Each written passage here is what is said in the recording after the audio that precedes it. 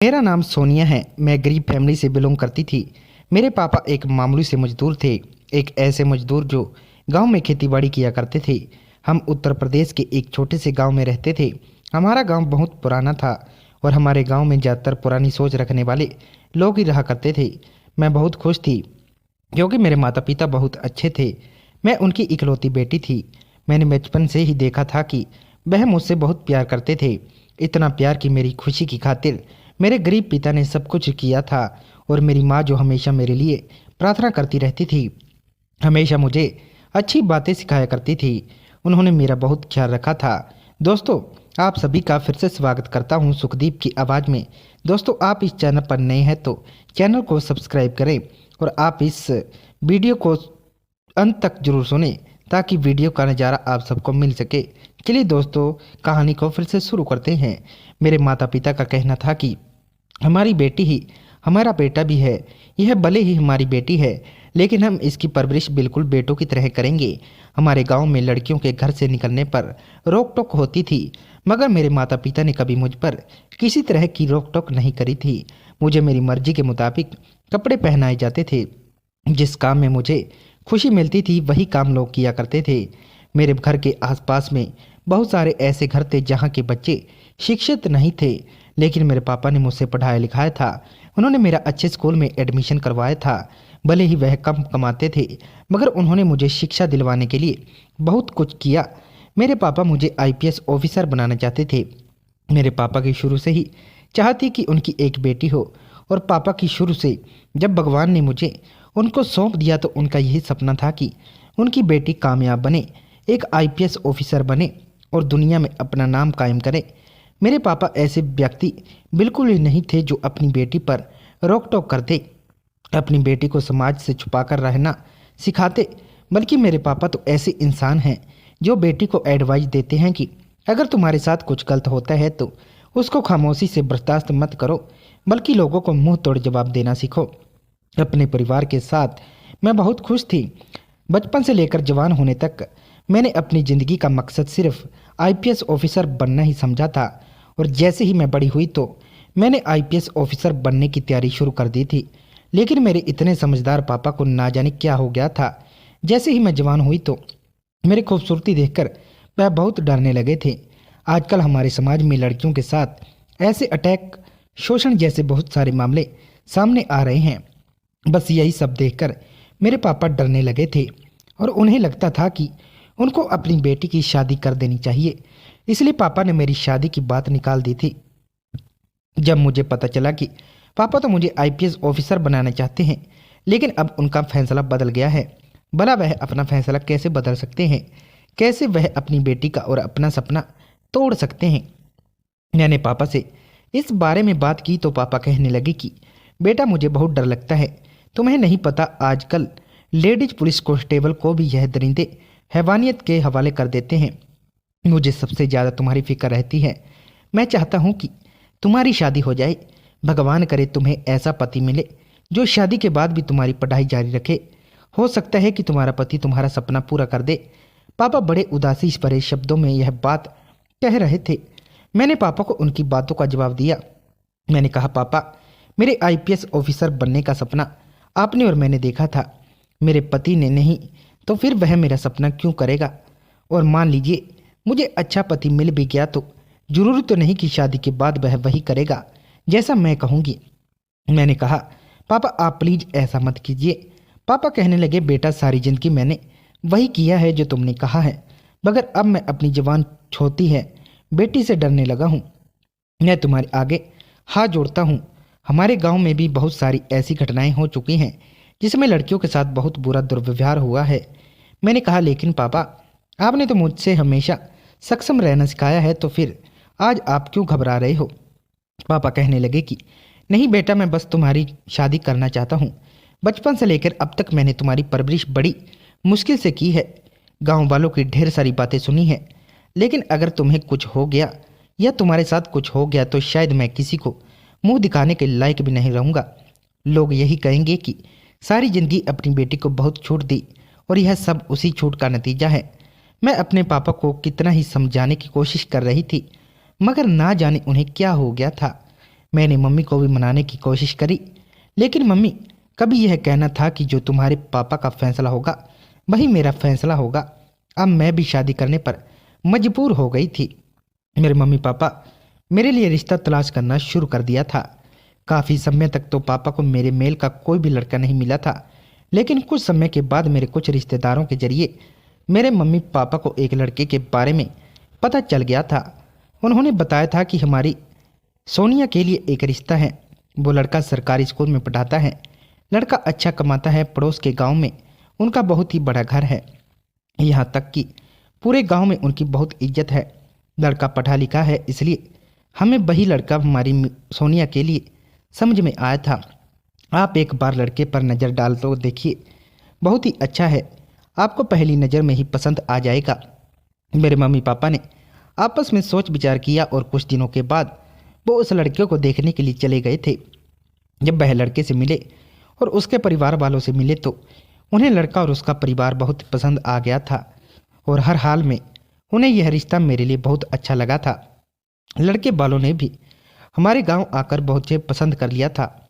मैं भले ही गरीब पिता की बेटी थी, मगर मेरे पापा ने मुझे पढ़ा लिखा कर इतना कामयाब तो कर ही दिया था कि मैं आराम से कोई भी नौकरी कर सकती थी।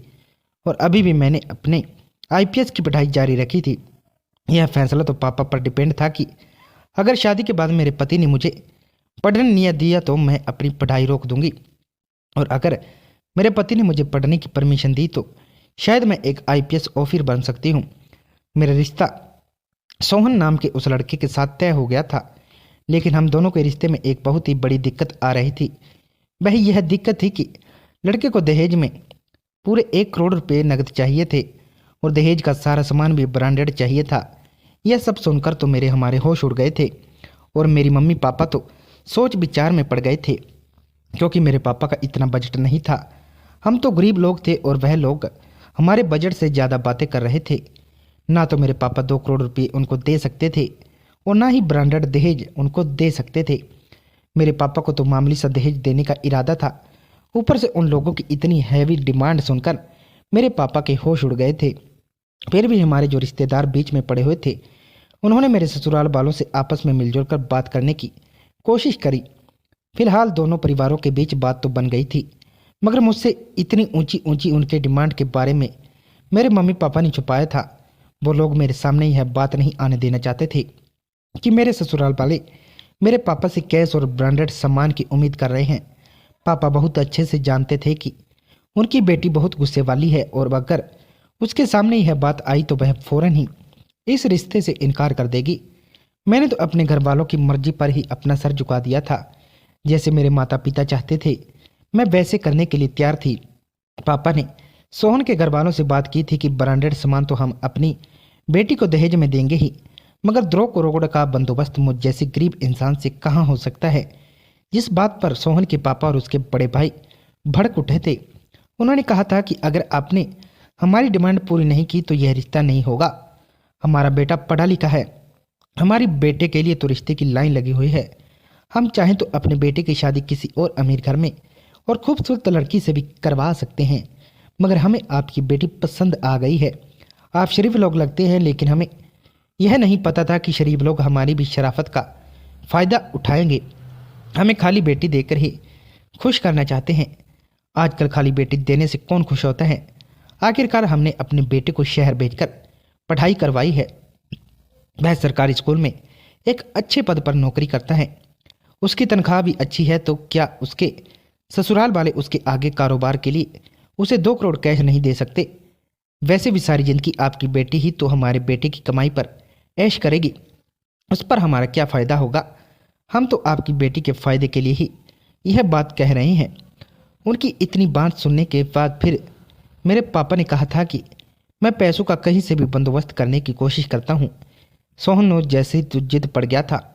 उसने कहा था कि आपको कोशिश नहीं करनी बल्कि कुछ भी करके पैसों का बंदोबस्त करना है।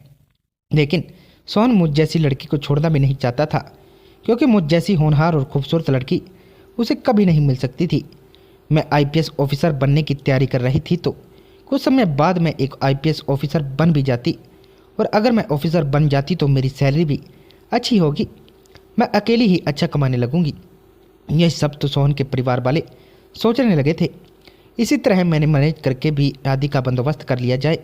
उसके बाद सोहन के पेरेंट्स ने मेरे मम्मी पापा से बातचीत की और उन्होंने कहा कि अच्छा ठीक है, आप लोगों को जैसा ठीक लगता है आप वैसा ही कीजिए। आप लोग दहेज में जो भी देंगे हम खुशी खुशी रख लेंगे।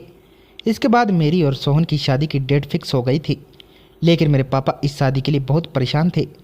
वह बहुत ही टेंशन में रहने लगे थे क्योंकि वो एक मामूली से मजदूर थे। वो इतने पैसे और सम्मान का इंतजाम कहाँ से करते। लेकिन मेरे पापा के पास एक छोटी सी ज़मीन थी जो हमारे गांव में ही थी और उसी ज़मीन पर हमारा अनाज वगैरह उगता था और उसी से जो अनाज होता था वो हम लोग खाया करते थे और उसी से हमारा गुजारा होता था। मेरे पापा को अपनी उस ज़मीन को बेचने के अलावा और कोई भी रास्ता समझ नहीं आ रहा था। मेरे पापा ने उस ज़मीन को गिरवी रख दिया था और उसे जो पैसे मिले उससे मेरे लिए ब्रांडेड सामान खरीदना शुरू कर दिया था। मेरे पापा ने थोड़े से कैश का भी इंतजाम कर दिया था। पापा को लगता था कि लड़का सरकारी टीचर है इसलिए उसे इतना दहेज लेना तो नॉर्मल बनता ही है और अगर उनकी बेटी की शादी सोहन के साथ हो गई तो उनकी बेटी सारी ज़िंदगी अपने पति के साथ ससुराल में बहुत खुश होगी। यही सब सोचकर मेरे पापा ने अपनी ज़मीन गिरवी रख दी थी। मेरे ऐसे पापा जो अपनी बेटी को हमेशा साहस से लड़ने की और गलत बातों पर आवाज़ उठाने की एडवाइस दिया करते थे, लेकिन अब अपनी बेटी के होते हुए वह खुद भी मजबूर हो गए थे। मैंने तो पापा को कहा भी था, पापा आपको क्या ज़रूरत है इतना सब दहेज देने की और ऐसे लड़के से मेरी शादी करवाने की जो पैसों और दहेज के लालच में मुझसे शादी कर रहा हो। ऐसे तो आप बर्बाद हो जाओगे। ना ना, हमारे पास ज़मीन रहेगी ना हमारे पास खाने के लिए कुछ रहेगा। यह शादी मैं नहीं करना चाहती हूँ। मैं किसी और लड़के से शादी कर लूँगी। आपको इतना दहेज देने की क्या ज़रूरत है। लेकिन पापा मेरी बातों को नहीं मान रहे थे और जाहिर सी बात है कोई भी माता पिता यही सोचेंगे कि उनकी बेटी की शादी जहाँ भी हो वह हंसी खुशी अपनी ज़िंदगी गुजारे। हमारे घर में शादी की तैयारियां ज़ोर ज़ोर से शुरू होने लगी थी और फिर शादी का दिन भी नज़दीक आ गया था। कुछ दिनों बाद सोहन मेरे घर में धूमधाम बारात लेकर आया था।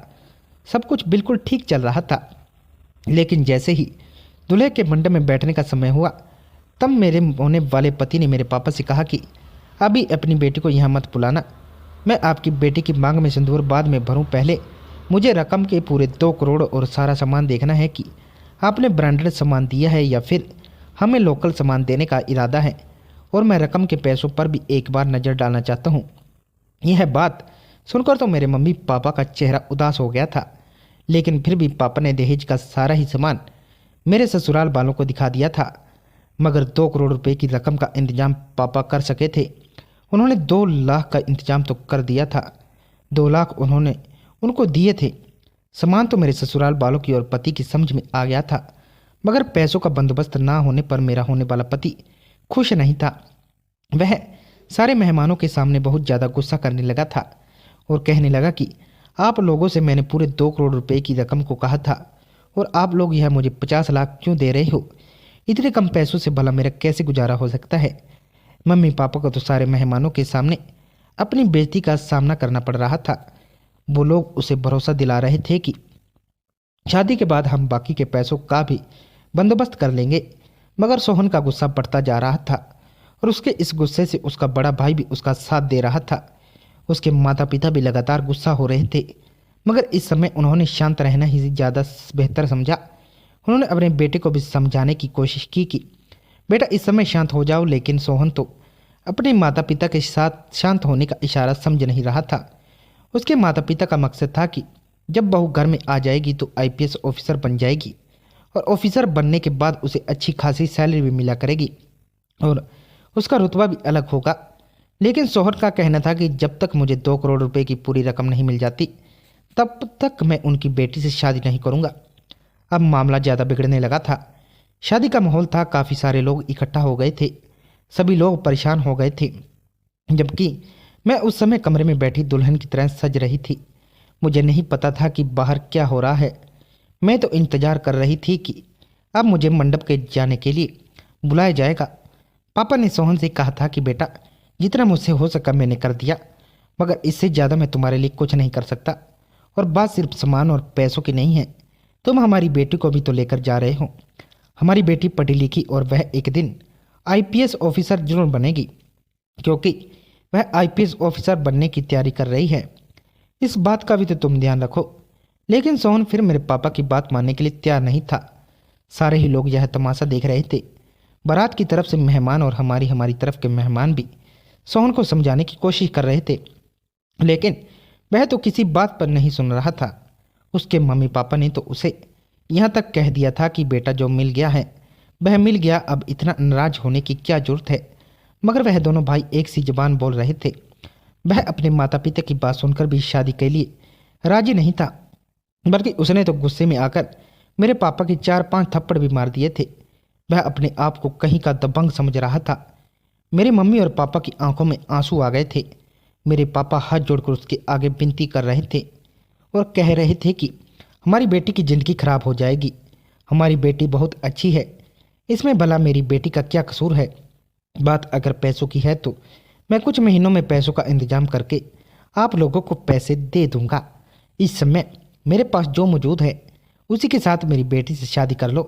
मैं सारी ज़िंदगी आपका एहसान नहीं भूलूंगा। इतना सब कुछ हो चुका था मगर मुझे भनक तक नहीं पड़ी थी।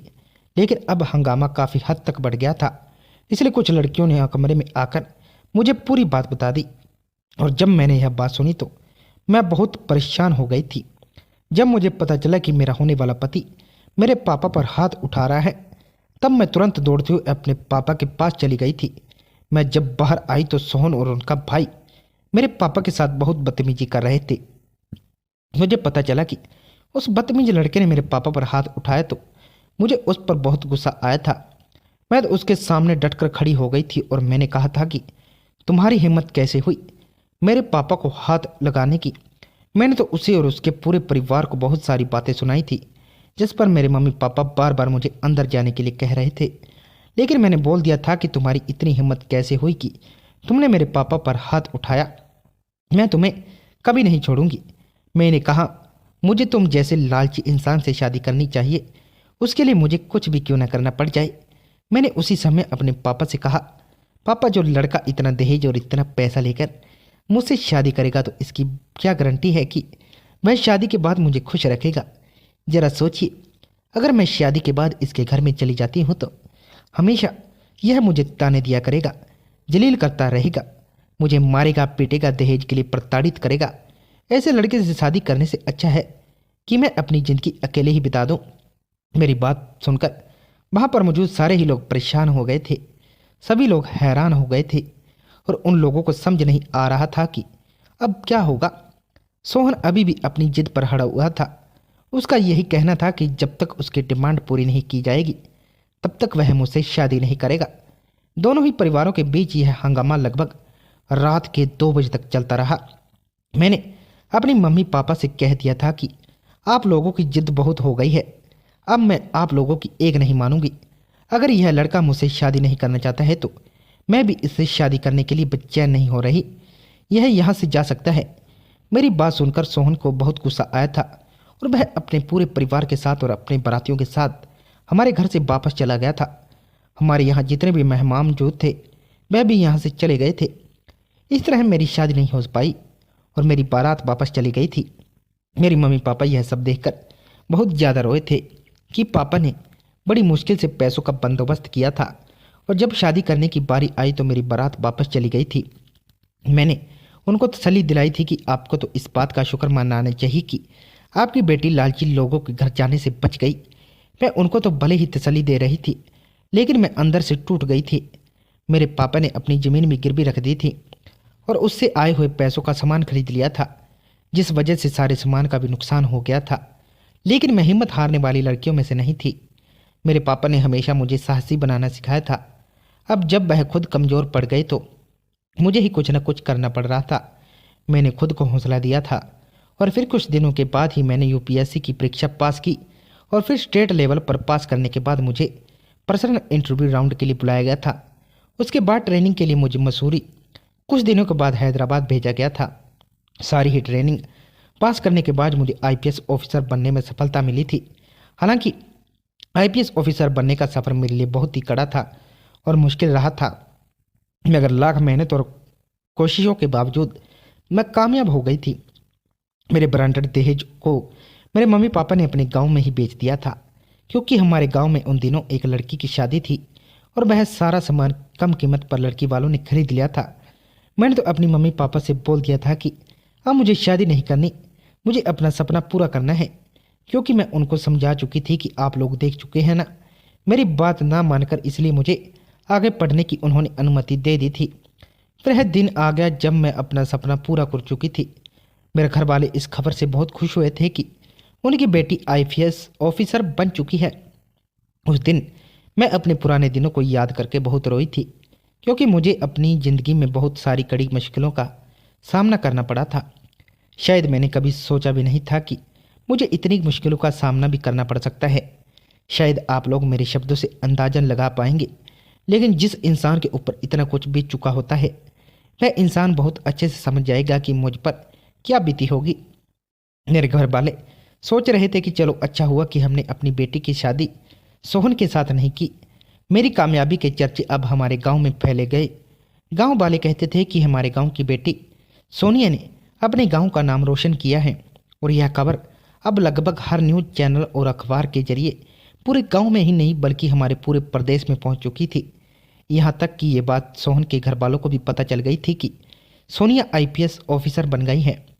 सोहन के घर वाले तो बहुत पछता रहे थे और साथ ही साथ हैरान भी हो रहे थे। वो लोग मन ही मन सोच रहे थे कि शायद उस दिन अगर हमने अपने बेटे की शादी सोनिया के साथ करवा दी होती तो आज हमारे घर की बहू आईपीएस ऑफिसर होती। अब वक्त इसी तरह से गुजरता जा रहा था और मेरी पोस्टिंग इधर से उधर होती जा रही थी। मैंने अपने माता पिता के लिए एक बड़ा सा घर अपने ही गांव में खरीद लिया था। अब हमारी ज़िंदगी में काफ़ी सारी आसानियाँ आ गई थी और मैं एक ईमानदार आईपीएस ऑफिसर रही। लेकिन 2-3 सालों बाद जब मेरी पोस्टिंग अपने ही ज़िले में हुई तो एक दिन मेरे थाने में एक लड़की रोती हुई बड़ी गंभीर अवस्था में मेरे पास आई थी। वह रोते रोते मेरे आगे हाथ जोड़कर